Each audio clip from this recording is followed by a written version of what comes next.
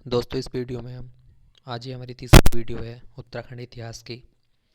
इसमें हम कत्यूरी वंश के बाद का पढ़ेंगे। पिछली दो वीडियो में हमने उत्तराखंड का प्राचीन इतिहास लगभग सारा कवर कर दिया, कार्तिकेयपुर राजवंश तक। तो इस वीडियो में हम देखते हैं कि कुमाऊं पे एक लोहा घाट के पास एक सुई राज्य हुआ करता था, जिस पर ब्रह्मदेव शासन कर रहा था। उसने अपनी पुत्री का विवाह सोमचंद से किया था और उसको कोतवाल छावनी दहेज स्वरूप भेंट की थी, जिस पर सोमचंद ने चंदवंश की नींव रखी। तो कत्यूरी राजवंश के बाद कुमाऊं पर चंदवंश की स्थापना हो गई। उसके बाद हम बात करते हैं कि सोमचंद आया कहाँ से था, और यह 10वीं शताब्दी में कत्यूरी वंश का अंतिम शासक ब्रह्मदेव लोहाघाट के पास सुई राज्य पर शासन कर रहा था। उसने अपनी पुत्री का विवाह सोमचंद से किया और कोतवाल छावनी दहेज स्वरूप भेंट दी। वहाँ सोमचंद ने चंदवंश की नींव रखी। अब थोड़ा सोमचंद के बारे में देख लेते हैं। सोमचंद कन्नौज नरेश का भाई था। मूल स्थान जो था प्रयाग के निकट झूंसी था। प्रयाग के शासक चंदपालपुर का वंशज था। शिव का उपासक था, ये शिव को मानता था। मेहरा प्रत्यालू को इसने सेनापति बनाया। ग्रामों में बूढ़ा व सयानों की नियुक्ति की। अब इस वीडियो में हम चंद और पवार वंश को एक साथ लेके चल रहे हैं, और चंद और पवार का अन्य जो वंश रहे हैं, मतलब जो दिल्ली पर मुग़ल शासन रहा, सल्तनत काल रही, और डोटी पर नेपाल के राजाओं का वो रहा अधिकार, और तिब्बत में होड़िया जो थे, इनके साथ मतलब चंद और पवार वंश का कैसा संबंध रहा, उसके बारे में हम एक से साथ ही जिक्र करेंगे। तो यहाँ हम बात कर लेते हैं पहले पवार वंश की, कि पवार वंश की नींव कैसे पड़ी। पवार वंश का ये था कि पवार जो गढ़वाल में बामन गढ़ थे, उनमें से एक गढ़ था चांदपुर गढ़ चमोली, जिस पर शासन कर रहा था भानु प्रताप, या उसका दूसरा नाम था सोनपाल। तो भानु प्रताप या सोनपाल की पुत्री से कनकपाल यहाँ पर गढ़वाल में भ्रमण पे आया था, तो उसने अपनी पुत्री का विवाह कनकपाल से कर दिया, और कनकपाल ने ही चांदपुरगढ़ चमोली में पवार वंश की नींव रखी। तो यहाँ से पवार वंश की स्थापना हुई। तो पढ़ लेते हैं हम इसको। 9वीं शताब्दी में गढ़वाल में बामन ठुकरी राजाओं का शासन था। इनमें से एक गढ़ चांदपुरगढ़ था, जिसका शासक भानु प्रताप था। उसने अपनी पुत्री का विवाह कनकपाल से किया। कनकपाल ने ही पवार वंश की नींव रखी। अब कनकपाल के बारे में जान लेते हैं। कनकपाल आए कहाँ से थे। कनकपाल निम्न इतिहासकारों के अनुसार निम्न जगह से आए थे। हरिकृष्ण नथोड़ी और एटिंगसन कहते हैं कि यह धारानगरी गुजरात से आए थे, धारानगरी गुजरात से। लेकिन पातीराम की एक पुस्तक है, एनिसेंट एंड मॉडर्न पुस्तक, बहुत इंपॉर्टेंट है, पूछी जाती है कि एनिसेंट एंड मॉडर्न पुस्तक किसकी है, पातीराम की है। तो उसमें कहा गया कि जो कनकपाल है वो मालवा से आए थे, मालवा गुजरात से। एक चीज़ और है, आदि बद्री मंदिर जो है, उसमें जो शैली मिलती है वो गुजरात के सोलंकी मंदिर से मिलती जुलती मिलती है। तो इससे भी स्पष्ट होता है कि गुजरात का कोई ना कोई तो यहाँ आया था, इसलिए कनकपाल को यहाँ पे गुजरात से ही आना माना जाता है। ज़्यादातर स्रोत यही कहते हैं कि कनकपाल गुजरात से ही आए थे। सुदर्शन शाह के सभासार ग्रंथ में भी कनकपाल का संस्थापक होने के प्रमाण मिलते हैं। कनकपाल जो है सोनक वंश के थे। अब बात करते हैं इसमें क्या था कि चंद पवार वंश का संबंध डोटी, तिब्बत, मुग़ल सल्तनत काल, सिख, ब्रिटिश, गोरखा से किस प्रकार का रहा, वो सारा हम इस वीडियो में देखेंगे एक साथ ही इनके। सबसे पहले हम बात कर लेते हैं डोटी वंश। डोटी वंश का संस्थापक जो था वामदेव था। डोटी वंश की जो राजधानी थी उसको चंपा थी। डोटी के राजा जो होते थे यह मलवंशी होते थे, ये रैका कहा जाता था इनको, बहुत इंपॉर्टेंट है। नेपाल के राजा होते थे, नेपाल के वंश है डोटी वंश, तो इनको मलवंशी कहते थे और इनको रैका भी कहा जाता था। अब हम बात करते हैं कि चंदों का डोटी से क्या रिलेशन था। तो चंदों का डोटी से रिलेशन ये था, सोमचंद के समय डोटी का राजा जयदेव मल शासन कर रहा था। डोटी राजवंश मतलब सोमचंद तो कुमाऊं पे शासन कर रहा था, चंपावत में लोहाघाट सुई राज्य जो है उस पर शासन कर रहा था, और डोटी पर जयदेव शासन कर रहा था। तो सोमचंद के समय डोटी का राजा जयदेव मल था। तो उस टाइम डोटी के जो था थोड़ा मजबूत था, इसलिए जो सोमचंद था डोटी के राजा को कर दिया करता था। उसके बाद हम बात करते हैं सोमचंद के बाद कौन सा शासक आया। सोमचंद के बाद पहले सोमचंद का आया थोड़ा सा, और कोतवाल छावनी में इसने राजबुंगा किला बनवाया। कोतवाल छावनी में इसने राजबुंगा किला बनवाया। 4 किलेदार नियुक्त किए, कार्की, बोरा, तड़ागी और चौधरी। ये 4 किलेदार इसने नियुक्त किए थे राजबुंगा किला बनाकर, जिन्हें क्या कहा जाता था, चाराल कहा जाता था। और ये कहाँ के होते थे, नेपाल के होते थे। उसके बाद इसने दोनकोट के रावत राजा को परास्त किया, चौखुटिया में गणेश मूर्ति की स्थापना की, और इसे चंद वंश का आदि पुरुष या मूल पुरुष भी कहा जाता है। अब बात करते हैं हम चंद वंश का दूसरा शासक था आत्मचंद। इसका कोई इम्पोर्टेंट इतना रोल नहीं है। दूसरा शासक था, इसने 20 वर्षों तक शासन किया। तीसरा शासक था पूर्णचंद। पूर्णचंद जो था तीसरा शासक था, इसे शिकार खेलने का शौकीन था ये। चंदवंश का चौथा शासक था इंद्रचंद। इसने रेशम उत्पादन की पटरंग प्रथा, इसमें झूठ बोलने की प्रथा होती है, इसे पटरंग प्रथा, रेशम उत्पादन का इसने व्यापार चीन के साथ शुरू किया। रेशमी वस्त्र बनाने का कार्य भी इसने शुरू किया। अब बात कर लेते हैं इसका चीन के साथ कैसा संबंध रहा। चीन से इसने व्यापारिक संबंध बनाए और चीन की राजकन्या से इसने शादी की थी। चंदवंश का जो चौथा शासक है इंद्रचंद, उसने चीन के साथ रेशमी व्यापार किया, रेशम का व्यापार, और चीन की राजकन्या से शादी की। अब बात कर लेते हैं हम पांचवा शासक कौन था, संसार चंद। छठा सुधाचंद्र, सातवां हरिचंद, आठवां शासक बीणाचंद था। बीणाचंद एक बिलासी राजा था, इसे खसों ने हरा दिया था।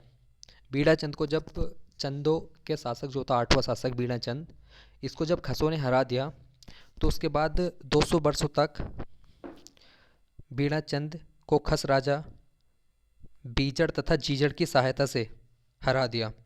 उसके बाद चंदों की सत्ता समाप्त कर 200 वर्षों तक खसों ने शासन किया। ये बहुत इंपॉर्टेंट है, बीणाचंद को हराकर खसों ने 200 वर्षों तक शासन किया। लेकिन उसके बाद संसार चंद जो था पांचवा शासक, उसका एक रिश्तेदार था बीरचंद, उसने खसों को हराकर पुनः अशोक चल की सहायता से, ये नेपाल का शासक था अशोक चल, उसकी सहायता से पुनः चंद वंश की स्थापना की। चंद और खसों को बीरचंद ने, जो खस शासक था सोनपाल, उसको हराकर फिर से चंद वंश की पुनः स्थापना की। तो बीणाचंद और बीरचंद के बीच में 200 वर्षों तक खसों ने शासन किया। बहुत इंपॉर्टेंट है। अब बात कर लेते हैं हम कनकपाल के बाद। कनकपाल के बाद जो कुछ राजा हुए वो इतने इंपॉर्टेंट नहीं है। श्यामपाल, पद्मपाल, अभिक, ये सारे राजा हैं 14 तक। फिर उसके बाद 15वां राजा, उसके बारे में हम देख लेते हैं थोड़ा। 15वां राजा जो है, इसके अभिलेख सुकंड ग्राम से मिले हैं। उसके बाद के राजा भी इतने इंपॉर्टेंट नहीं है। फिर सीधा 24वां राजा है। 24वां राजा था सोनपाल। सोनपाल के बाद पुत्रों में उसका राज्य 2 भागों में बट गया, एक तो भिलंग घाटी में, एक चांदपुर घाटी में, चांदपुरगढ़ में। भिलंग घाटी के राजा जो है वो सोनबंसे कहलाए, और आज भी इस घाटी को सोनी भिलंग कहा जाता है। आज भी इस घाटी को सोनी भिलंग कहा जाता है। उसके बाद 25वां शासक कांतिपाल हुआ, 26वां कामदेव पाल, 27वां सुलखन पाल। फिर उसके बाद सीधा 28वां, इनका इतना इंपॉर्टेंट रोल नहीं है। 28वां शासक था राजधानी टीरंग लखनदेव। भिलंगना के घाटी में इसने बनाई राजधानी अपनी। सोम की नागरी भाषा में मुद्रा जारी की इसने।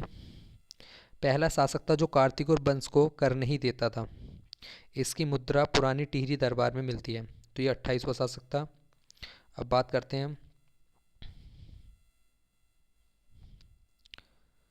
सोमचंद चंदवंश के, मतलब चंदवंश के जो नवा शासक था बीरचंद, जिसने पुनः चंदवंश की स्थापना की थी। उसके बाद के राजा इतने इंपॉर्टेंट नहीं है ये भी। उसके बाद सीधा 23वां राज्य हम पढ़ते हैं, 23वां शासक पढ़ते हैं थोरचंद। थोरचंद क्या है, कुमाऊं का प्रथम स्वतंत्र शासक था।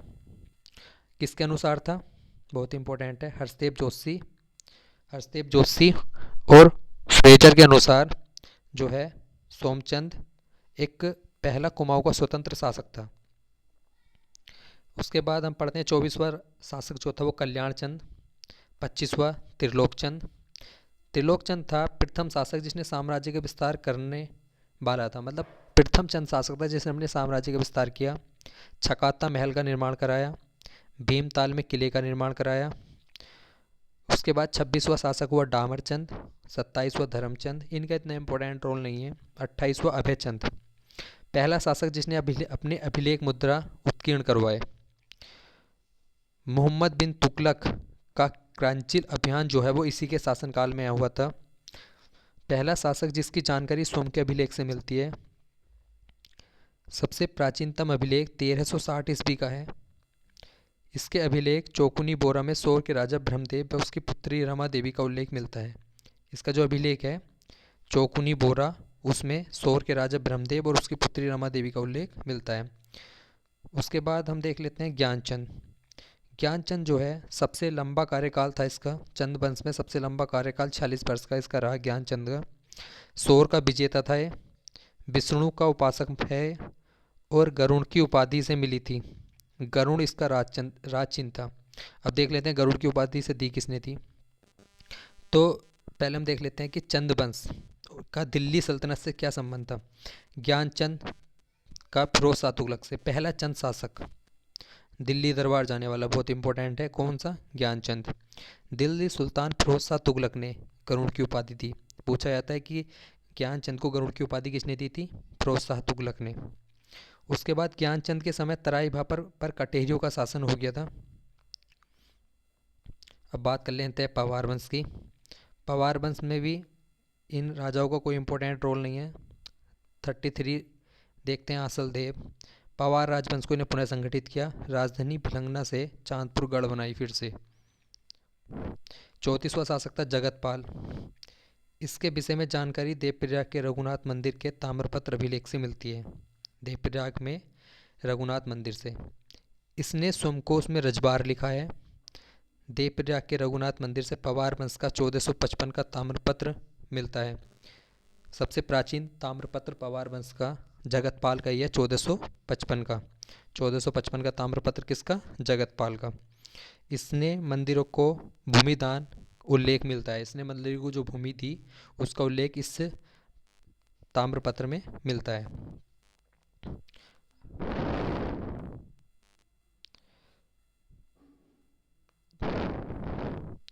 अब बात करते हैं इसका जो 35वां शासक था जीतपाल और 36वां था आनंदपाल। 37वां राजा अजयपाल, इसको अगली वीडियो में देखेंगे। और ज्ञानचंद के बाद अगला शासक चंद वंश में ज्ञानचंद के बाद 30वां शासक हरिचंद था, हरिहर चंद। उसके बाद इसका कोई इंपॉर्टेंट रोल नहीं। उद्यान चंद्र 31वां शासक हुआ। गरुड़ चंद्र का पोता था ये, गरुड़ चंद्र का पौत्र था। बालेश्वर मंदिर का जीर्णोद्धार कुंज शर्मा तिवारी जो गुजरात का एक ब्राह्मण थे उनके सहयोग से इन्होंने किया। 32वां शासक आत्मचंद। 33 शासक जो था 33वां हरिचंद्र हुआ। 34वां शासक विक्रमचंद था। मतलब उद्यान चंद ने इसकी नींव रखी थी और विक्रमचंद ने बालेश्वर मंदिर का निर्माण पूरा कराया और अपने अंतिम समय में भोग विलासी हो गया। इसके लिए सत्ता भारती चंद ने ली। मतलब वो भोग विलासी हो गया, उसके बाद भारती चंद ने सत्ता पे अपना कब्जा कर लिया। भारती चंद के बारे में पढ़ते हैं। यह चंद्रवंश का 35वां शासक है। पवाड़े कुमाऊं इतिहास में प्रसिद्ध हैं इसके।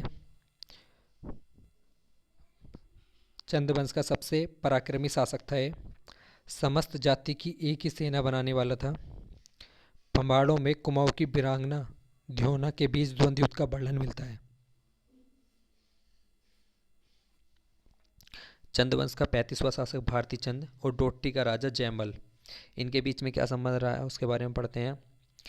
भारती चंद पहला शासक था जो डोटी राज्य की जिसने अधीनता स्वीकार नहीं की। चंद्रवंश का पहला शासक जिसने डोटी राज्य की अधीनता स्वीकार नहीं की, यह किसी को कर नहीं देता था। मतलब अभी तक जितने भी चंद शासक हुए डोटी के राजाओं को कर दिया करते थे, लेकिन इसने किसी को कर नहीं देना समझा और इससे हमेशा के लिए छुटकारा पाने के लिए इसने डोटी पर आक्रमण कर दिया। डोटी पर 12 वर्षों तक डेरा डाले रखा और अंत में इसे 1451-52 में विजय मिल गई डोटी पर। डोटी अभियान के तहत ही नायक जाति की उत्पत्ति हुई। डोटी अभियान के तहत पहला पड़ाव इसका कटकुनोला, और दूसरा पड़ाव जो था बालीचोड़ था, जो काली नदी के किनारे था। अब बात करते हैं भारती चंद के बाद जो अगला शासक हुआ कौन सा हुआ? रतन चंद। भूमि बंदोबस्त और भूमि की पैमाइश कराई इसने। लोहा घाट का हुड़ेती ताम्रपत्र में इसका उल्लेख मिलता है। खेती खान ताम्रपत्र में इसके युद्धों का वर्णन मिलता है। मतलब हुड़ेती ताम्रपत्र और खेती खान ताम्रपत्र किससे संबंधित है? रतन चंद से। अब रतन चंद का भी देख लेते हैं। रतन चंद जो है, डोटी का जो शासक था नागमल, उसने रतन चंद के समय विद्रोह कर दिया। नागमल को हराकर इसने पुनः डोटी पर शाही वंश की स्थापना की और इसने थल के राजा सूर सिंह को भी हराया। रतन चंद ने थल के राजा सूर सिंह को भी हराया। तो ये था 36वां राजा रतन चंद। उसके बाद जो है 37वां राजा चंद वंश का कीर्ति चंद था 37वां राजा, और पवार वंश का जो 37वां राजा वो अजयपाल था। ये दोनों हम अगली वीडियो में पढ़ेंगे, जिनका आपस में युद्ध भी हुआ था। कीर्ति चंद ने अजयपाल को हरा दिया था 1491 के युद्ध में। तो इन दोनों को हम अगली वीडियो में देखेंगे। इस वीडियो में इतना ही। धन्यवाद।